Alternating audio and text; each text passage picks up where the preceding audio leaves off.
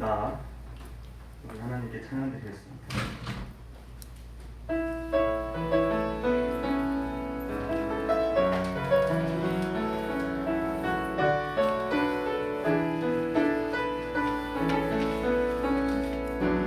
나 가진 재물 없으나 나 남이 가진 지식 없으나 나 남에게 행복이 있지 않으나 나 남이 없는 것 있으니 나 가진 재물 없으나 나 가진 재물 없으나 나 남이 가진 지식 없으나 나 남에게 행복이 있지 않으나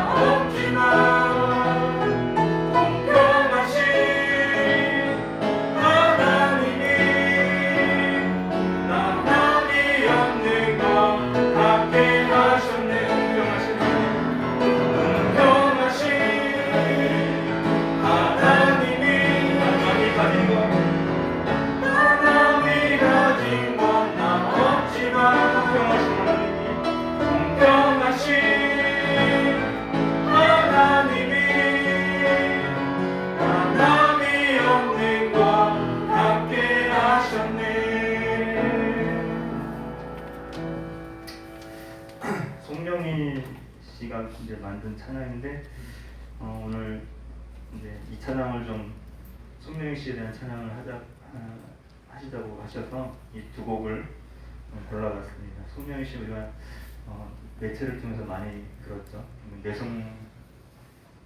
의사 실수로 태어나서 얼마 있다가 의사 실수로 내성마비가 돼가지고 평생을 그렇게 살고 계시다고 우리가 알고 있습니다. 근데 이제 그분이 우리한테 그렇게 어려운 환경 속에서 자기 본분을 다하고 사는 것도 우리한테 많이 도전이 되지만 그분이 또 외국의 어떤 독지가가 그분의 사연을 알고 이렇게 병을 고쳐주겠다고 후원해주겠다고 했는데도 그분이 그랬다죠. 그냥 주님이 만드신 그대로 살겠노라고 이렇게 평생 주님을 찬양하고 만족하며 살겠노라고 이렇게 고백했게 되죠. 네, 우리도 많은 어려운 고난이 있는데 과연 그 고난을 절망만 하고 있을 것인가요? 주님이 이렇게 고난 주신 것이 주님이 만드신 목적이 있기 때문에 주시는 목적이 있기 때문에 그 고난 받아들이고 그래도 그 안에서 주님 뜻대로 살기를 내가 소망할 수 있을까? 이것이 신앙의 차이인 것 같습니다. 우리에게 주신 역경도 송명희 씨가 그런 것처럼 우리도 주님이 주신 것이 그냥 주님 뜻대로 이루어 가셔서 그렇게 기도하는 우리들 됐으면 좋겠습니다. 에바다 찬양 드리겠습니다.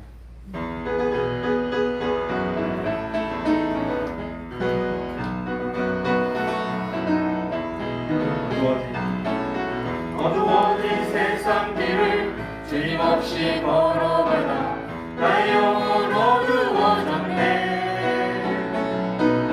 어느 것이 길인지 어느 것이 진리인지 아무것도 알 수 없었네. 주님 없이 살아가는 모든 삶 실패와 좌절뿐이네. 사랑하는 나의 주님 내 영혼 눈을 뜨게 하소서. 열려라 해마다 열려라 눈을 뜨게 하소서. 죄악으로 어두워진 나의 영혼을 나의 눈을 뜨게 하소서. 아무것도 알 수 없고 아무것도 볼 수 없고 아무것도 들을 수 없네. 세상에서 방황하며 이리저리 헤매이네. 사랑하는 주님 만났네. 어두웠던 나의 눈이 열리고 막혔던 귀가 열리네. 답답했던 나의 마음 열리고 나의 영혼 살리네. 열려라 해마다 열려라 눈을 뜨게 하소서. 죄악으로 어두워진 나의 영혼을 나의 눈을 뜨게 하소서.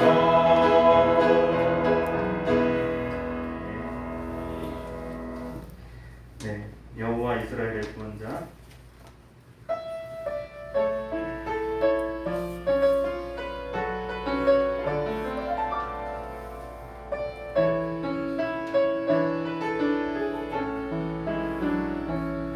여호와 이스라엘의 구원자 성과 낮은 대신 주 그가 널 진명하여 부르사 주의 종 삼아주셨네.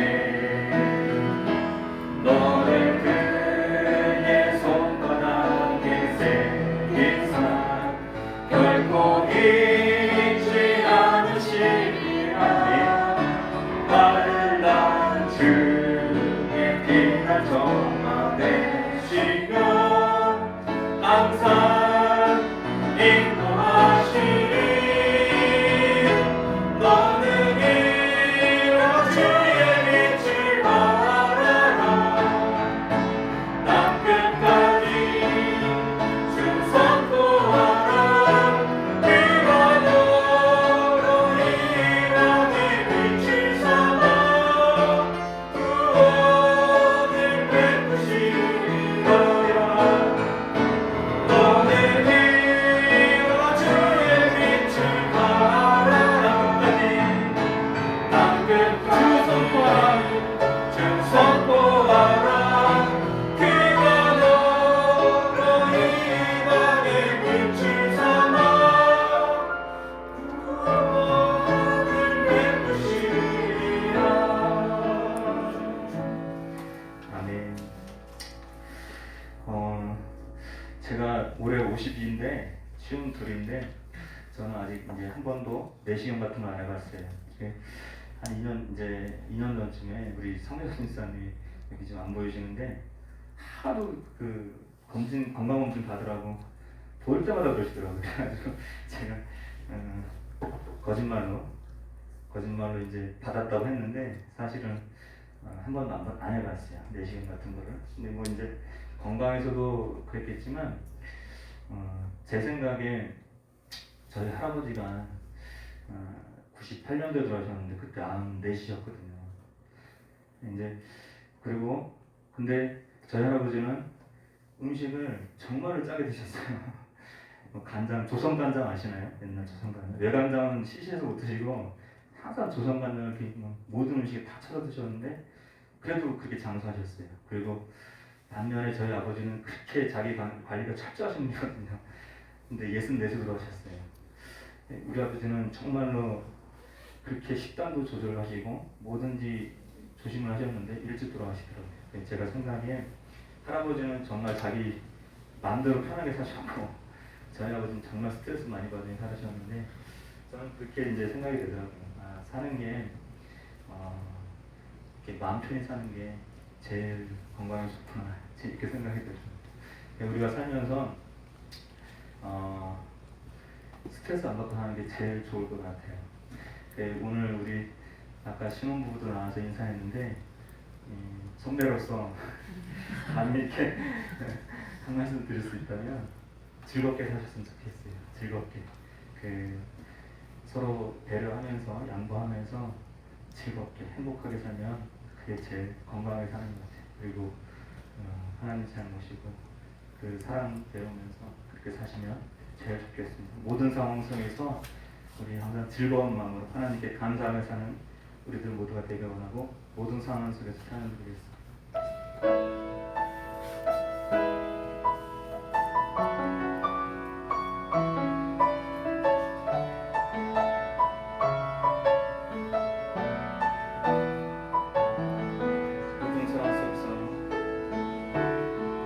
모든 상황 속에서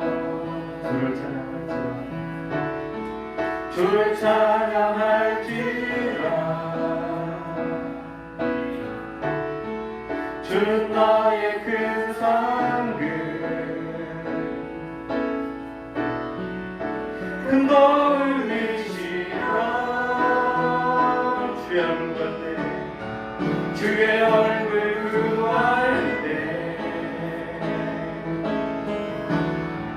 주의 영을 부르사 크신 사랑 안에서 주를 보게 하소서 주를 보게 하소서 내 영혼이 확정되고 확정되어 싸우니 믿음의 눈으로 주를 바라보니 내 영혼이 확정되고 확정되어 싸우니 믿음의 눈으로 주를 바라보 내 영혼이 확정되고 내 영혼이 확정되고 확정되어 싸우니 믿음의 눈으로 주를 바라보니 내 영혼이 확정되고 확정되어 싸우니 믿음의 눈으로 주를 바라보니 주를 찬양할 때 주를 찬양할 때 주의 나라 힘이 있네 주의 영원한 나라 보게 하소서 내 영혼이 확정되고 확정되어 싸우니 믿음의 눈으로 주를 바라보니라 내 영혼이 확정되고 확정되어 싸우니 믿음의 눈으로 주를 바라봅니다. 네.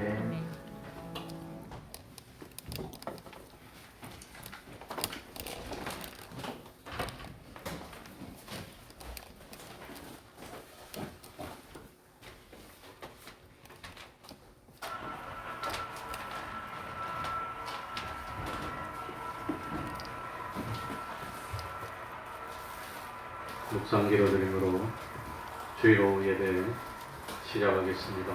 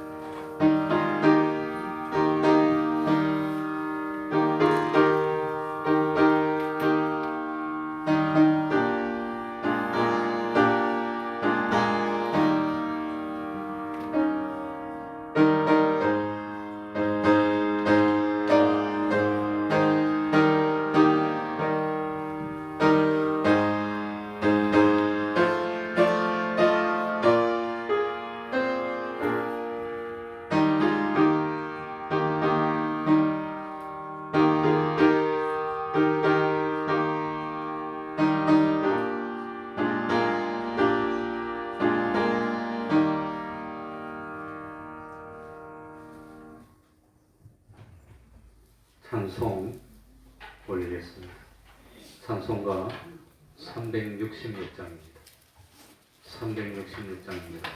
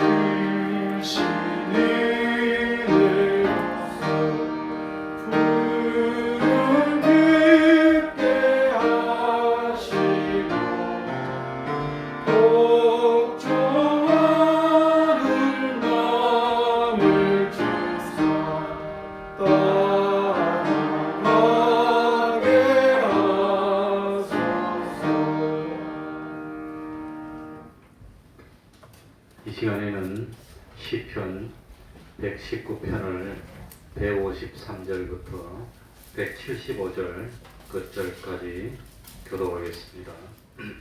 구약 성경 896쪽이 되겠습니다. 시편 119편 153절부터 끝절까지 한 절씩 맞추어가면서 교독하겠습니다.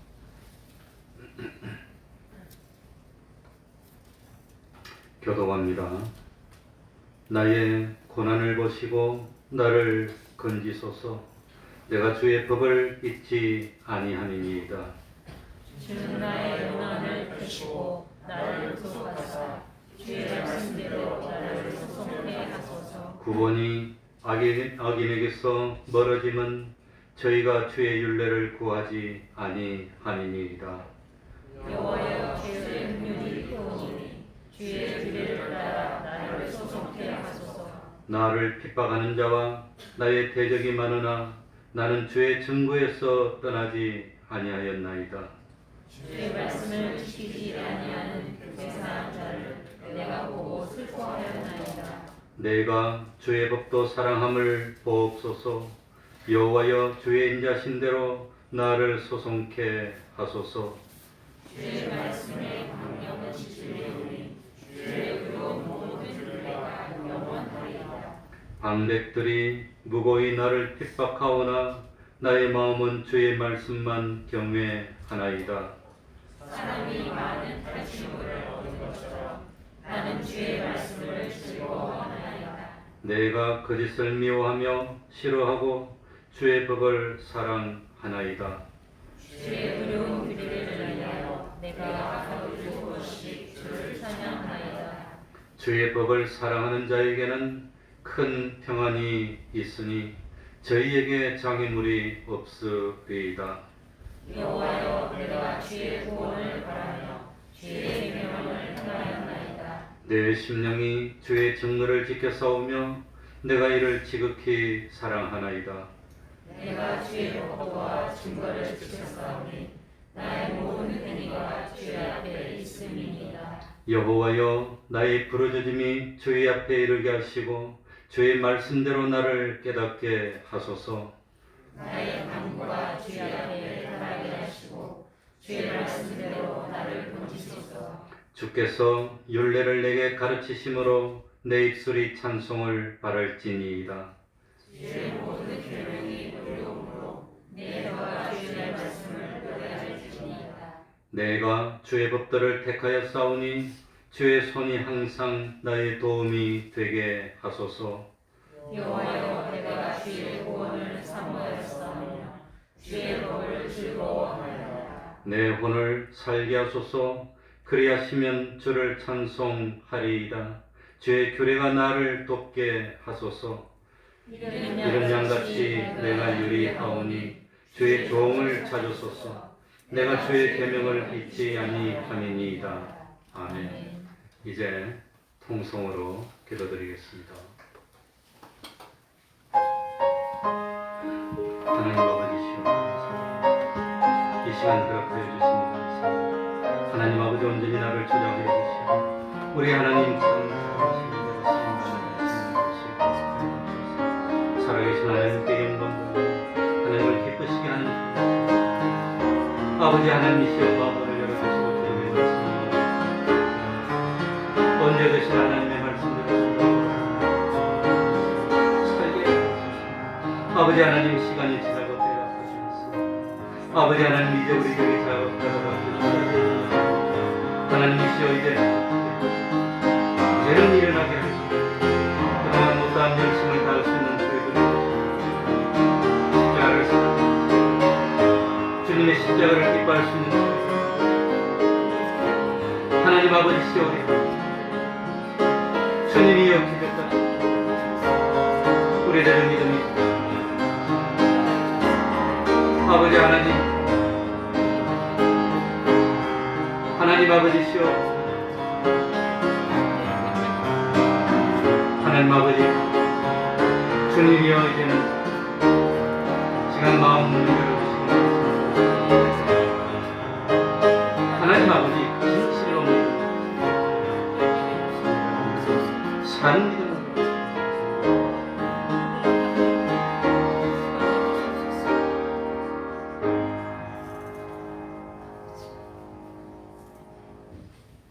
하나님의 말씀, 마태복음 27장 45절입니다. 마태복음 27장 45절입니다.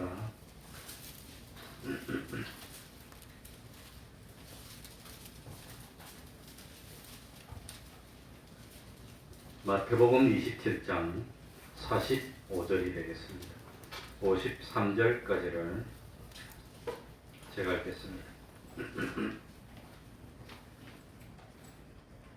제 6시로부터 온 땅에 어두움이 임하여 제 9시까지 계속하더니 제 9시 즈음에 예수께서 크게 소리질러 가라사대 엘리 엘리 라마 사박다니 하시니 이는 곧 나의 하나님 나의 하나님 어찌하여 나를 버리셨나이까 하는 뜻이라.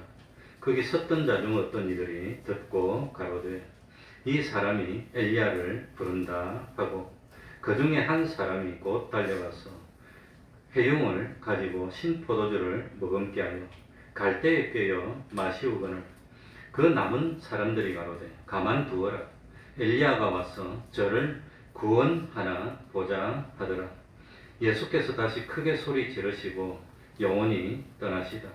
이에 성소 휘장이 위로부터 아래까지 찢어져 돌이 되고 땅이 진동하며 바위가 터지고 무덤들이 열리며 자던 성도들의 몸이 많이 일어나되 예수의 부활 후에 저희가 무덤에서 나와서 거룩한 성에 들어가 많은 사람에게 보이니라. 아멘. 사실 오늘 지난주에 이 와이셔츠만 입고 나왔다가 춥길래 조끼를 하나 더 입었더니 오늘 뜸질을 합니다.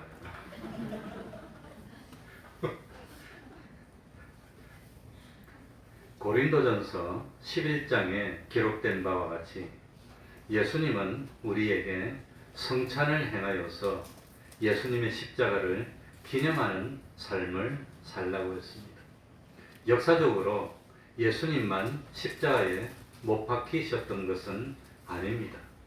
예수님의 좌편과 우편에도 두 강도가 함께 십자가에 달렸습니다. 당시의 기록에 의하면 예수님 당시 이스라엘 땅에서만 대략 3만 명 정도의 사람들이 로마의 군병에 의해서 십자가의 처형을 당했다고 합니다. 십자가에 달린 사람들은 모두가 그렇게 고통스럽게 죽어갔답니다. 그런데도 우리는 예수님 이외의 사람들은 기념하지를 않습니다. 우리는 그들의 이름조차도 알지를 못합니다. 단지 우리는 예수님의 십자가만 생각하며 오로지 예수님만 기념합니다. 왜 그 당시 많은 사람들이 십자가에 달려 죽었는데 왜 우리는 오로지 예수님만 기념할까요? 오늘 본문에 보면은 예수님이 십자가에 달리셨을 때에 하나님은 6가지의 초자연적인 현상들을 일어나게 하여서 하나님은 이런 초자연적인 현상을 통해서 예수님의 십자가가 가지는 의미를 우리에게 깨닫게 해 주셨습니다. 그래서 이 참 사실을 깨달았던 사도 바울은 고린도전서 2장 2절에 내가 너희 중에서 예수 그리스도와 그의 십자가에 못 박히신 것 외에는 아무것도 알지 아니하기로 작정하였음이라고 고백했습니다. 왜 바울은 이와 같은 고백을 했습니까? 그 이유 가운데 하나는 고린도 교회 성도들은 예수님의 십자가가 무엇을 의미하는지 제대로 깨닫지를 못했습니다. 그래서 이 시간은 예수님의 십자가가 뭘 의미하느냐 6가지입니다. 6가지. 몇 가지지요? 6가지를 의미하는데 그 6가지를 말씀드리려고 합니다. 먼저 45절입니다. 한 줄씩 읽어나가면서 그 행간에 숨어있는 하나님이 가르쳐주는 뜻을 말씀드리려고 합니다. 제6시로부터 45절 다 같이 읽겠습니다.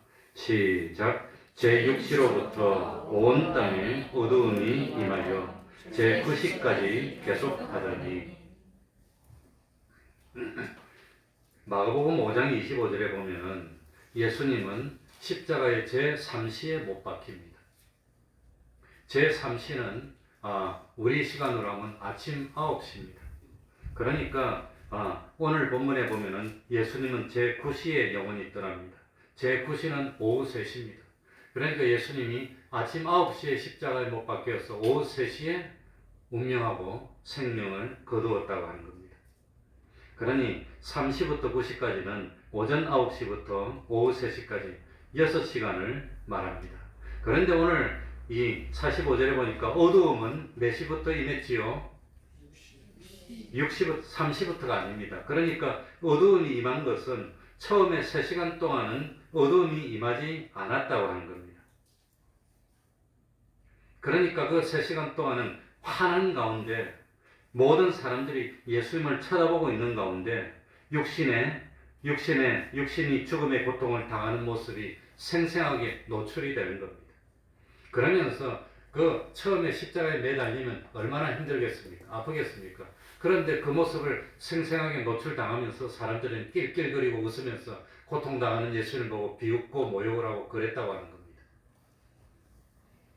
그 3시간 화날 때 처음에 예수님이 십자가에 매달렸을 때 3번 말씀을 하십니다.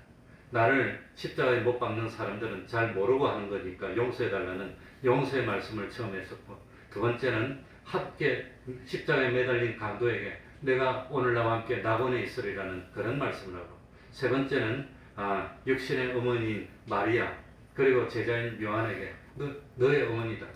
참 예수님이 나의 어머니인데 요한복음 너의 어머니니까 너가 어머니처럼 모시라는 겁니다. 그 세 마디를 처음에 했습니다. 원래 예수님은 십자가에서 모두 7마디 말씀을 남겼습니다. 가상 7언이라고 합니다. 그 중에 처음 세 말씀은 그러니까 처음 십자가에 매달리고 화날 때 얼마 되지 않을 때 하신 말씀입니다. 그러니 예수님이 처음에 육신의 고통이 최고로 최고를 다했을 때, 힘들 때, 그럴 때 사람들에게 참 자비와 긍휼의 말씀을 했다고 하는 겁니다. 그리고 오늘 본문에 보면은 45절에 제6시부터 운명하던 9시까지 어두움이 3시간 동안 계속이 됩니다.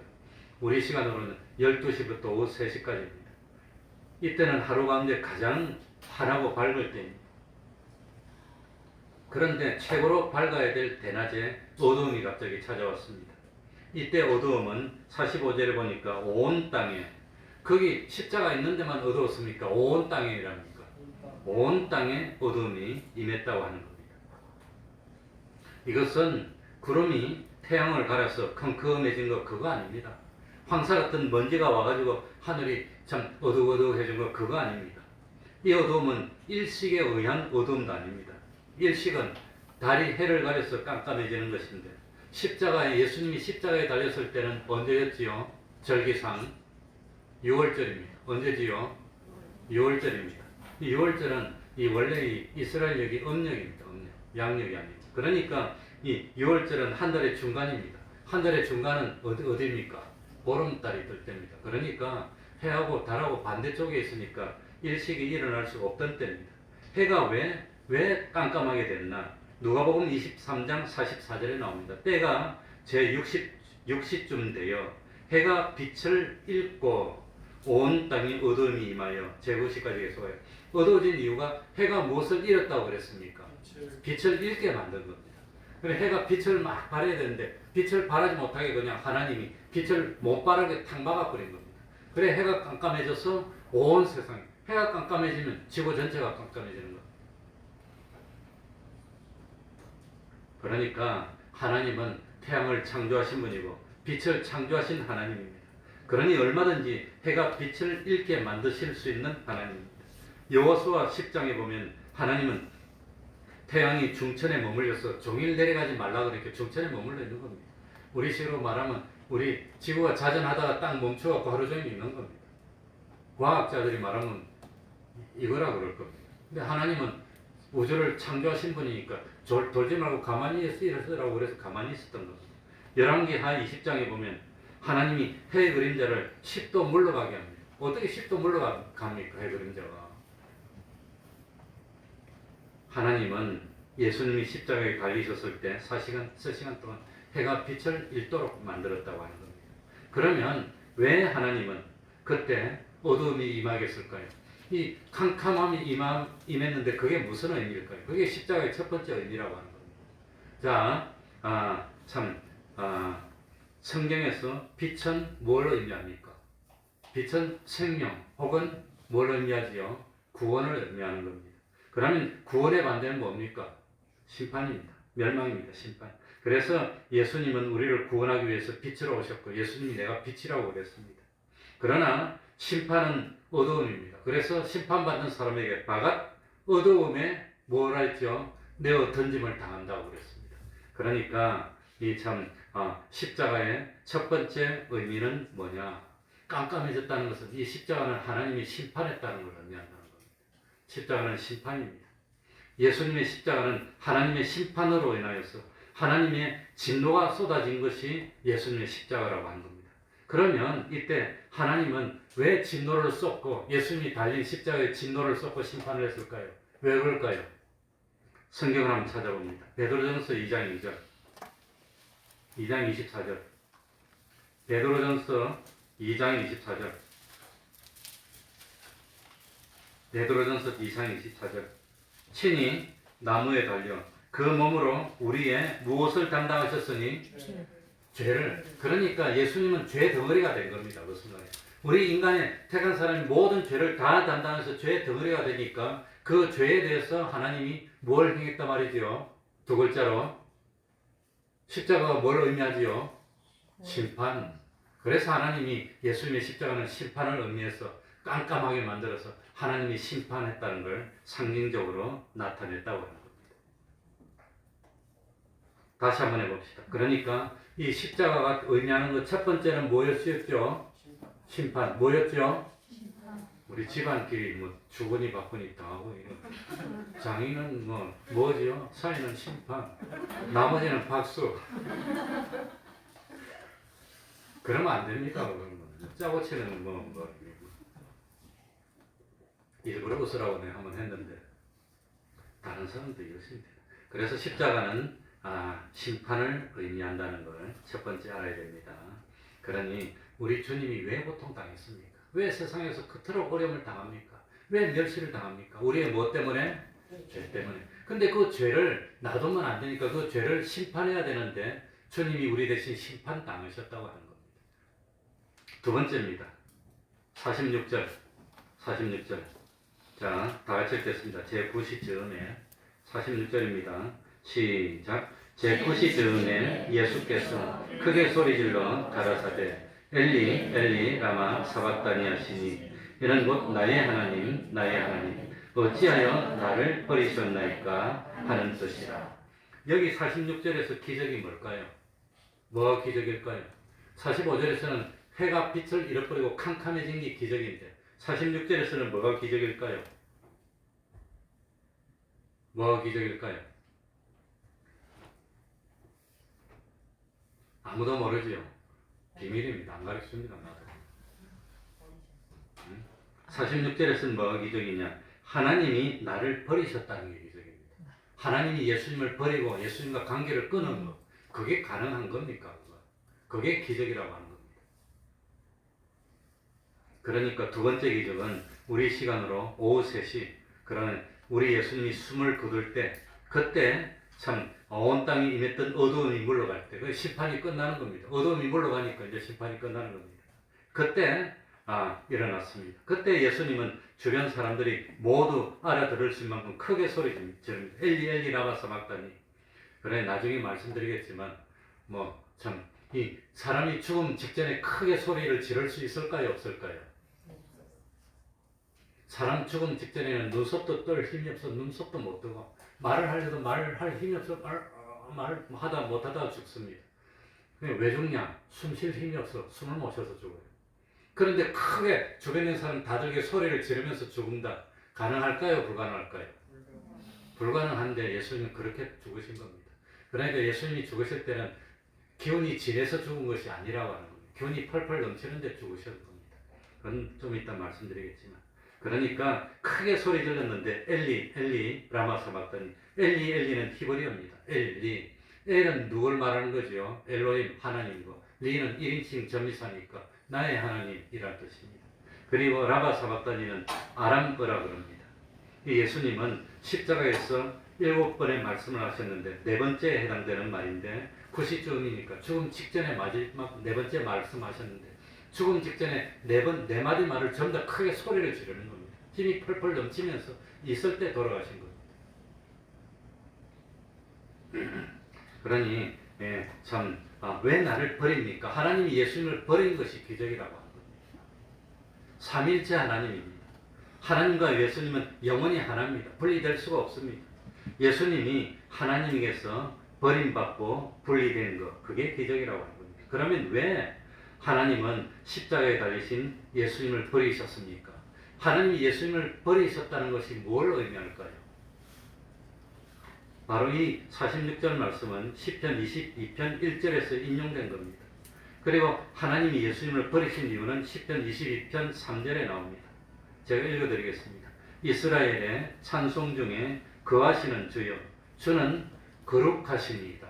하나님은 뭐 하신 분이죠? 거룩하신데 예수님은 지금 무엇 덩어리지요? 죄 덩어리입니다. 거룩은 죄를 용납할 수 없는 겁니다. 예수님이 인간의 죄를 다 뒤집어 쓰고 죄 덩어리가 되니까 하나님이 죄하고는 함께 있지 못해서 뭐 했단 말입니까?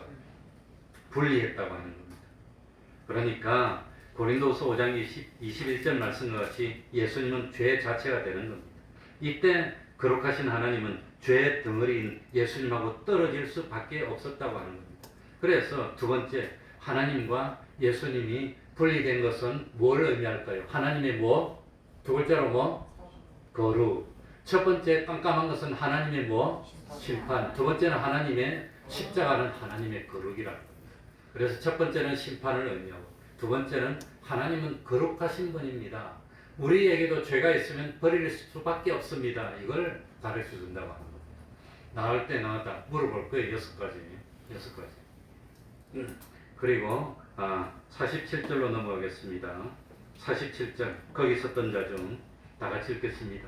시작. 거기 섰던 자 중 어떤 이들이 듣고 가로되 이 사람이 엘리야를 부른다 하고, 과연 이 사람이 엘리야를 부른다 하고 하는 말은 칭찬하는 말일까요? 비아냥거리는 말일까요? 비아냥거리는 말입니다.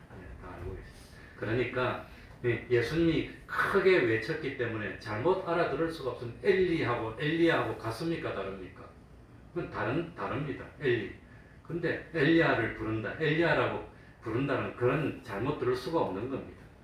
사실 당시의 사람들은 다 예수님의 말씀이 시편 22편 1편 22편 1절 말씀을 인용했다는 것도 웬만하면 알았을 겁니다. 그런데도 주변에 있던 사람들은 예수님이 엘리야를 부른다고 말했습니다. 이거는 예수님을 조롱하는 겁니다. 원래 구약의 마지막 선지자 말라기가 예언한 말라기에 보면은 예수님이 오기 전에, 구세주가 오기 전에 엘리야가 먼저 온다고 2번이나 예언이 되어 있습니다. 그런데 예수님이 십자가에서 엘리 그러니까 일부러 엘리라는 걸 알고 있으면서도 야, 예수님이 엘리야를 부른다, 엘리야를 부른다. 엘리야가 뭐하러 오지요? 예수님이 우리 메시아라고 증거해 주려고 엘리야를 부른다. 와 와서 증거해 주라 보자 하고 조롱하는 말입니다. 야, 엘리야 부른다. 이제 엘리야 오라 보자. 그 뜻입니다. 그러니까 예수님이 십자가에서 참 말을 하고 있는데도 야, 지금 예수님이 엘리야를 불러서 내가 하나님의 아들이고 구세주라는 걸 엘리야 보고 밝히라고 하는데 보자 엘리야 오라 보자, 엘리야 부른다. 그러고 조롱했다고 하는 겁니다. 세상이 깜깜해지고 그렇게 했는데도 예수님을 십자가에 못 박은 사람들은 하나도 회개하지 않고 이렇게 예수님을 조롱했던 겁니다. 그리고 요한복음 19장 28절에 보면 예수님이 십자가상에서 했던 5번째 말씀은 내가 목마르다. 십자가에 매달렸습니다. 6시간 매달립니다. 죽을 시간이 다 됐습니다. 햇빛이 쨍쨍하는 대낮에 6시간 물 못 마시고 피와 땀 흘리면 목이 마를까요? 안 마를까요? 얼마나 목이 마르겠습니까? 네? 그래서 내가 목마르다. 사실은 우리 인간이 성령의 갈증을 느끼는 걸 대신 표현한 겁니다. 예수님의 십자가는 대속이니까. 그리고 목마르다고 말하니까 48절입니다. 48절 그 중에 한 사람이 다 같이 읽겠습니다. 시작. 그 중에 한 사람이 곧 달려가서 해용을 가지고 신 포도주를 머금게 하여 갈대에 끼워 마시우거늘. 그러니까 그 중에 한 사람은 어떤 사람인가? 아마도 예수님을 십자가에 못 박는데 동원됐던 로마 군인들이 예수님 십자가 주변을 끝까지 지키다가 아마 목마르다 그러니까 아마 달려가가지고 해용에 신포도주를 적었습니다. 그러니까 신포도주는 포도주에 물을 타가지고 섞어서 그 약간 신맛이 나게 할 정도로 해서 음료수로 마시는 음료수입니다. 해용은 바다 동물의 연지 뭐라 하는데 스펀지 같은 거 그런 걸 말합니다. 그래서 해용에는 그 액체를 많이 담게 하고, 그리고 오늘 본문에는 갈대를 깨웠는데 아마 다른 요한복음 19장에는 우슬초를 깨웠는데 두 개 다 비슷한 갈대류의 아마 식물이라 그럽니다.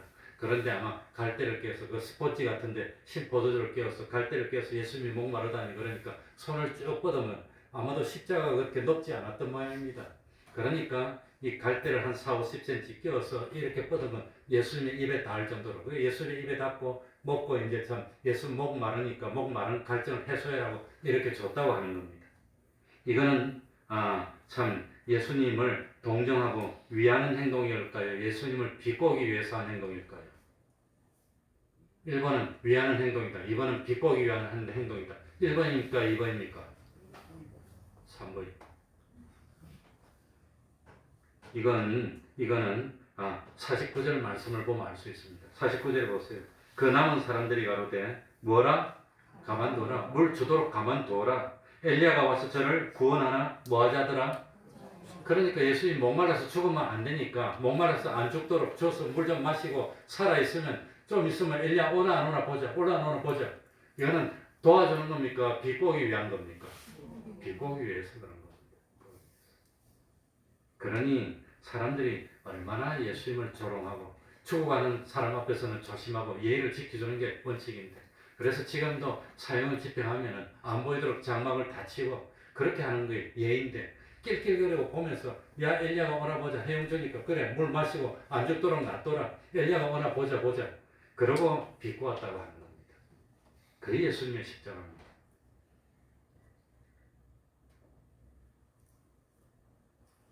아무튼 첫 번째 기적은 어둠이 온 거, 하나님의 뭘 상징했지요? 심판. 그 다음에 하나님이 예수님을 버린 것은 하나님의 뭐? 거룩. 세 번째입니다. 세 번째, 50절에는 무슨 기적이 숨어 있을까요? 읽어보고 50절에서 기적이 뭔지 찾아봅시다. 예수께서 다 같이 읽습니다. 시작. 예수께서 다시 크게 소리 지르시고 영혼이 떠나시다. 여기서 기적이 뭘까요?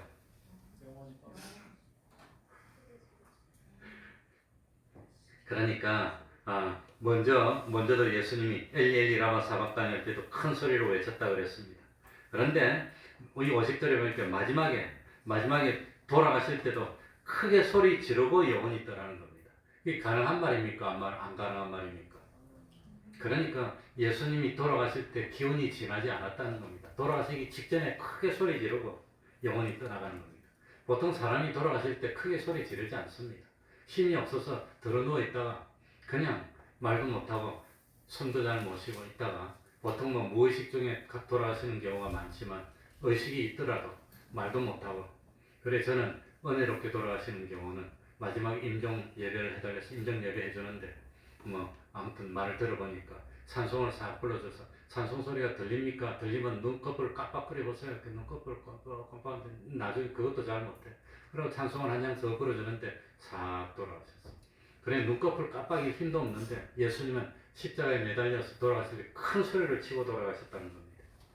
그러면서 돌아가실 때 6번째, 7번째 말씀을 마셨는데 돌아가시기 전에 6번째 말씀은 다 이루었다. 예수님이 우리의 구원 역사를 다 이루었다. 마지막은 아버지여 내 영혼을 아버지 손에 부탁하나이다. 이 말씀을 크게 소리쳤다는 겁니다. 다 들리게. 그러니까 보통은 당시의 기록에 의하면 십자가에 못 박히면 보통 죽는데 한 이틀 아니면 3일 만에 죽는답니다. 처음에는 고통스러워하다가 좀 지나면 감각이 없어지고 정신이 몽롱해지고 고통도 없어지고 거의 빈사 상태에 있다가 나중에 의식이 없는 상태로 매달려서 꿈틀꿈틀하다가 아마 죽는 게 원칙일 겁니다. 그런데 예수님은 2, 3일 있다가 죽은 게 아니라 몇 시간 만에 죽었지요? 6시간 만에. 6시간 만에 죽은 게 정상일까요? 비정상일까요? 6시간 만에 죽는 경우가 거의 없는데 죽은 것은 그 자체가 정상이 아니라는 겁니다. 그래서 마가복음 15장 44절에 보면 빌라도는 예수께서 벌써 죽었을까 하고 어떻게 여겨? 이상하게 여겼다. 죽을 시간이 안 됐는데 벌써 죽어? 이상하게 여겼다는 겁니다. 그러니까 여기서 기적이 뭐가 기적이냐? 영혼이 떠나시다. 영혼이 떠나는 게 기적입니다. 그런데 영혼이 떠나시다가 능동형으로 기록되어 있다는 겁니다. 예수님의 영혼이 예수님이 떠나고 싶어 갖고 이제 떠날란다. 그러고 탁 영혼이 떠났다는 겁니다. 그러니까 예수님의 영혼을 스스로 본인의 의지에 의해서 이제 지금 죽어야 되겠다. 그러고 영혼이 탁 떠나게 해서 그래서 죽었다는 뜻입니다. 그러니 사람은 자기 마음대로 내 이제 죽을란다. 이 설교 마치고 죽겠으니까 안녕히 계세요. 이렇게 죽을 수가 없어. 사람은 못 죽습니다. 자기가 언제 죽는지 압니까? 모릅니다.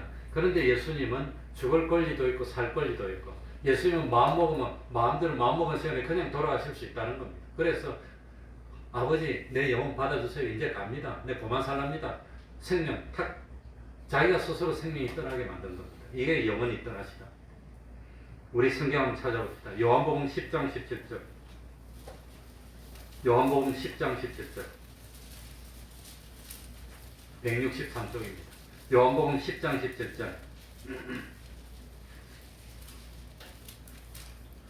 자, 제가 읽겠습니다. 아버지께서 나를 사랑하시는 것은 내가 다시 목숨을 얻기 위하여 목숨을 뭐함이라? 예수님은 버리고 싶을 때 버린다는 겁니다. 18절에 이를 내게서 빼앗는 자가 있는 것이 아니라 십자가에 못 박혔기 때문에 그것 때문에 그냥 이 강제로 죽임을 당하는 것이 아니라고 하는 겁니다. 빼앗는 자가 있는 것이 아니라 내가 어떻게 버리노라? 스스로. 그러니까 예수님은 생명이 이제 그만 살아야 되겠다. 죄를 다 지고 죄값으로 내가 죽어야 되겠다. 스스로 버리노라. 나는 무슨 권세도 있고 버릴 권세도 있고 다시 얻을 권세도 있으니 이 계명은 내 아버지에게서 받았노라 하시니라. 그러니까 예수님은 생명을 버릴 권세도 있고 받을 권세도 있다고 하는 겁니다. 그래서 예수님은 이제 세상 죄를 다 지고 주님 형벌을 받고 이만한 형벌 다 받았으니 이제 내가 가겠습니다. 생명 받았어요 하고 영혼을 싹 던져주니까 그냥 딱 죽으셨다고 합니다. 그게 기적입니다. 그렇다면 참 이 기적, 예수님의 생명을 버리는 기적을 통해서 의미하는 바가 뭐겠습니까? 예수님의 십자가는 우리를 위해서 예수님이 우리를 죽을 자리에 대신 죽어주셔서 생명을 버려주셨습니다. 이게 뭘 의미하냐? 사랑을 의미하는 겁니다. 내가 죽어야 되는데 내 대신 주님이 죽어주셨습니다. 그래서 십자가는 하나님의 사랑이라고 합니다. 사랑. 십자가의 세 번째 의미는 사랑입니다. 첫 번째 의미는 뭐였지요? 심판. 두 번째 의미는 거룩. 세 번째 의미는 사랑이었다고 합니다. 네 번째, 51절입니다. 네 번째는 뭐가 기적인지 너무 쉬우니까 잘 알 겁니다. 51절, 다 같이 읽겠습니다. 시작. 이에 성소 휘장이 위로부터 아래까지 찢어져 불이 되고 땅이 진동하며 바위가 터지고. 이 네 번째는 성소 휘장이 찢어집니다. 역사의 기록에 의하면 예루살렘 성전에 있는 휘장은 가죽으로 되어 있는데 가죽이 두께가 한 4, 5cm 된답니다. 사람이 힘으로 찢고 싶어도 안 찢어지는 휘장입니다. 찢을 수가 없습니다. 남자들이 여러 명 매달려서 찢어도 안 찢어지는 그런 휘장입니다. 그런데 그런 가죽이 사람이 손이 되지도 않고 둘로 쫙 찢어진 겁니다. 근데 시간이 갔기 때문에 건너뛰어서 그냥 이제는 그것만 말하고 마쳐야 되겠는데, 그러니까 이 하나님의 성전 제일 안에는 성소가 있고, 성소는 성소와 지성소로 나눕니다. 성소하고 지성소 사이는 뭐가 가로막고 있지요? 휘장이 가로막고 있고, 그리고 지성소 안에는 뭐가 있습니까? 법궤가 있는 겁니다. 법궤, 언약궤, 증거궤 혹은 법궤라고 부릅니다. 이 법궤가 있는 지성소는 너무 거룩하기 때문에 아무도 못 들어가고, 대제사장이 속죄일에 1년에 한 번 들어가는데 피를 가지고 들어가는 겁니다. 들어가서 법궤 위에 피를 뿌리고 살 나옵니다. 들어갈 때도 뭘 달고 들어간다 했지요? 방울. 그래서 계속 움직이면 딸랑딸랑 소리가 나고, 안 움직이면 죽었어. 방울을 달고 몸을 묶고 들어갑니다. 안에서 죽으면 다른 사람이 안에 들어가면 안 되니까 줄로 당겨가지고 시체를 끄잡아내야 되니까. 그러니까 들어가는 사람이 거룩하고 진실되고 회개하고, 그리고 주님이 피를 가지고 들어가야지. 그냥 들어가면 하나님 치면 죽으니까 못 들어가는 겁니다. 그래 방울을 달고 살았다는 걸 표기하기 위해서 그 다음에 줄을 몸으로 묶고 들어가는 겁니다. 그만큼 거룩한 것이고, 아무도 안에 어떻게 생긴지 보지도 못했어요. 본 사람이 없어. 그런데 예수님이 돌아가셨을 때, 죽었을 때 성소 휘장이 위에서 따리로 쫙 갈라지는 겁니다. 성소 휘장이 위로부터 안으로 갈라진 게 뭘 의미하느냐? 히브리서 4장 16절에 보면, 그러므로 우리는 긍휼하심을 받고 때를 따라 돕는 은혜를 얻기 위하여 은혜의 보좌 앞에 담대히 나아갈 것이라. 그 길은 우리를 위하여 휘장 가운데로 열어놓으신 새롭고 산 길이요. 그 은혜의 휘장 안에 담대히. 그래서 하나님 앞에 아무나 이제는 1년에 한 번 나가는데, 이제는 하나님 앞에 누구든지 다 나갈 수 있게 됐습니다. 그래서 휘장을 갈라놓고 하나님 앞에 나가는 길을 주님이 빵 만들어줬습니다. 이게 뭘 의미한단 말입니까? 은혜는 하나님의 은혜라. 하나님의 은혜로 다 들어가. 히브리서에 보면 하나님의 은혜로. 그래서 십자가는 하나님의 뭘 상징하지요? 은혜를 상징하는 겁니다. 그럼 네 가지였습니다. 첫 번째는 뭐였더라? 심판. 두 번째는 거룩. 세 번째는 사랑이고, 네 번째는 하나님의 은혜라고 하는 겁니다. 다섯 번째는 51절 하반부에 땅이 진동하여 바위가 터지고 지진이 일어났습니다. 큰 지진이 일어났습니다.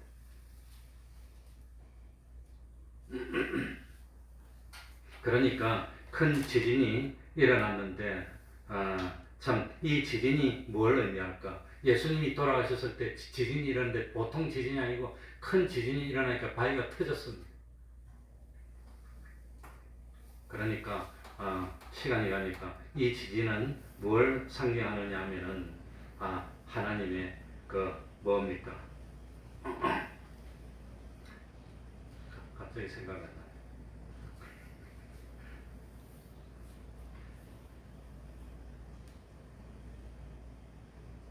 경고, 하나님의 경고하심, 심판에 대한 경고라고 하는 겁니다. 그리고 참 성도들에게는 하나님의 약속입니다. 장차 새하늘과 새 땅으로 옮겨갈 약속. 그래서 성경에 보면은 참 주님이 돌아가셨을 때는 땅에만 지진이 일어났지만 나중에 히브리서 12장에 보면은 나중에는 하늘을도 진동시킨다고 나옵니다. 주님이 하셨을 때. 그래서 새하늘과 새 땅으로 가니까 지진이 일어나는 것은 하나님의 경고와 우리 성도에 대한 약속입니다. 그래서 경고와 약속입니다. 뭐지요? 경고와 약속. 그리고 마지막 여섯 번째는 52절입니다. 51제가 무덤이 열리며 자던 성도들의 몸이 많이 일어나되 예수의 부활 후에 저희가 무덤에서 나와서 거룩한 성에 많이 들어가 사람에게 보입니다. 그러니까 마지막에 참 이 땅이 진동할 때 이스라엘 사람들의 무덤은 우리처럼 땅바닥을 파고 봉분을 만드는 게 아니라 굴 속에 넣고 바위로 막았는데 지진이 일어나니까 바위가 그냥 흔들려서 굴러가 버렸어요. 그러고 무덤 속에 있던 사람들 중에서 많은 사람이 일어나서 기다리고 있다가 예수님이 부활하고 난 뒤에 나왔습니다. 왜 예수님이 부활하시고 난 뒤에 나왔을까요? 왜 그랬을까요? 고린도전서 15장에 보면 예수님은 부활하셔서 우리의 몇 번째 열매가 된다고 그랬지요?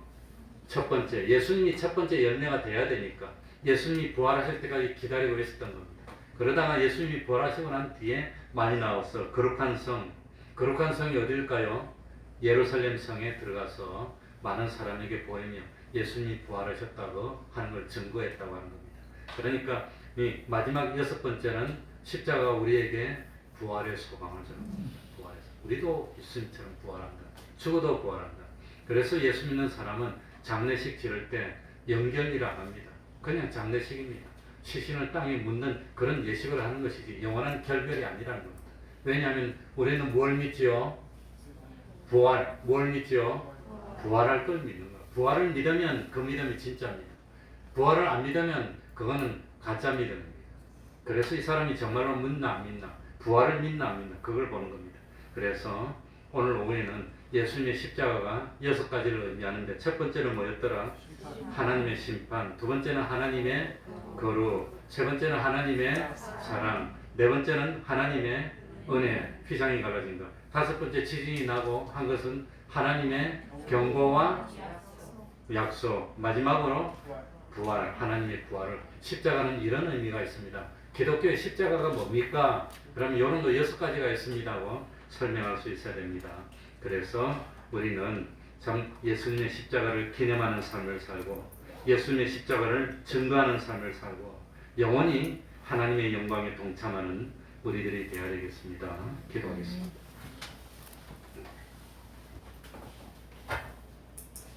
하나님 아버지 감사드립니다. 불러주시니 감사합니다. 마음문을 열고 참 하나님을 아는 지식으로 하나둘 자라가게 해주시니 감사드립니다.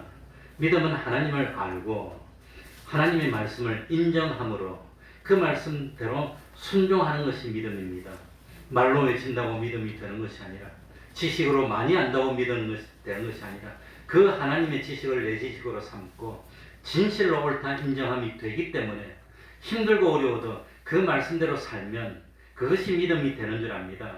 참 하나님을 믿어 날마다의 삶 속에서 기적과 축복을 맛보고 하나님께 영광 돌리며 마귀와의 전투에서 한 번도 실패하지 않고 온전히 승리하여 하나님께 영광 돌리고 하나님의 기적 같은 축복을 받으며 어디에서 무엇을 하더라도 형통하고 머리되고 환영받고 하나님이 높여줌으로 높아질 수 있는 우리 태평동교회 권속들이 다 될 수 있도록 은혜 베풀어 주시옵소서. 예수님 이름으로 기도하옵나이다. 아멘. 찬송 올리겠습니다. 찬송가 142장 찬송하겠습니다.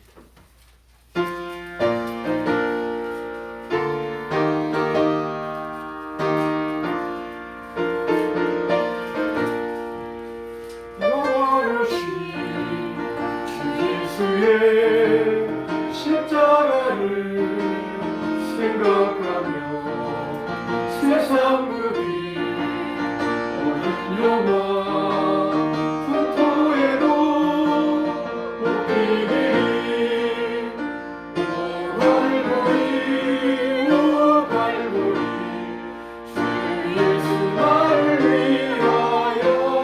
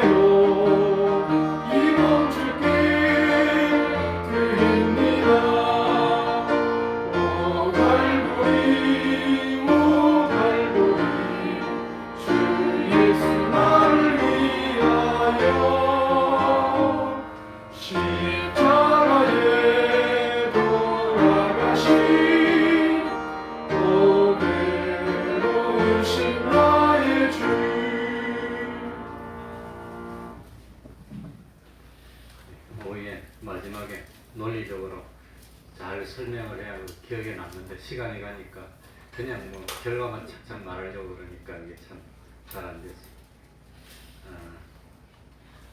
이번 한 주는 고난주간입니다. 매일 30분 기도, 매일 성경 읽기, 또 전도하기, 가정예배를 생활하시기 바랍니다. 매주 금요일 밤 8시부터 기도회를 지금도 하고 있습니다. 8시부터 합니까? 네. 매주 토요일 오후 4시에 찬양전도 하고 수요일 오전 10시 반부터도 1시간 정도 찬양전도 합니다. 혹시 하나님의 감동이 되면 나와서 동참해 주시기 바랍니다. 그리고 다음 주는 부활절로 지키고 전 부활절은 우리 기독교의 제일 잔칫날 중에 하루입니다. 그러면 다 같이 일어나셔서 3장 찬송 부르고 주기도문으로 예배를 마치겠습니다.